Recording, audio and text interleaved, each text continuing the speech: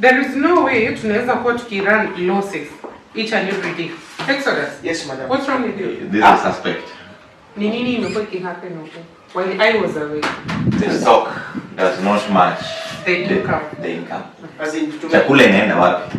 Chakula clients wengine wanakujanga wanasema sometimes they don't want the food zenye tunapika that we should improve. Sasa zinaendanga So chakula inaenda wapi if you improve? Chakula inaenda wapi? Yenye tunapika hapo hotel. Yes. As in sometimes even the store is there. The juice last week ndo tume restock the. What receipts the last week?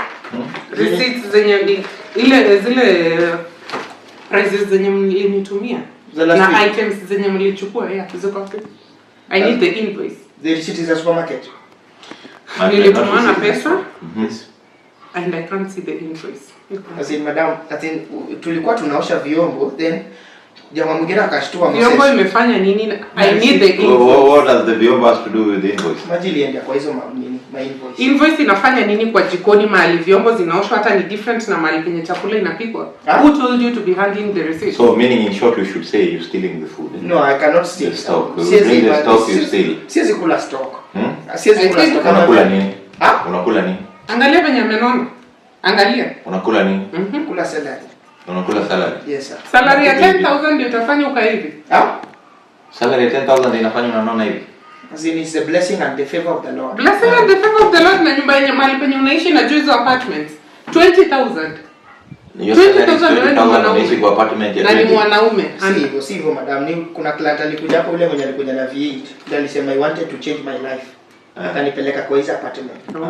So yenda nakulipia? Yes sir.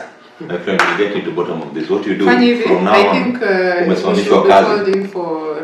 Wacha tumsimamishe kazi. Nisimamisha mimi yatima mimi. Huyu tukimwachilia hizo vitu zimeenda. I'm the breadwinner of my family. At 40 years you're still using yatima as an excuse. At 40 years. Mimi ndio breadwinner. Sisi ndo mandazi winner. Sisi ni cake winner. Underline breadwinner sir. Yes. Okay, we will underline it. Go wait for us then. Toka hapa. Naweza rudisha hii kwa. Toka hapa. Nini hiyo? Toka hapa. Tunaweza maliza na maombi. Wewe. Omba ukienda mahali penye unaenda. We'll get into bottom of this. Wait for us then. We will get into bottom of this. Wait for us.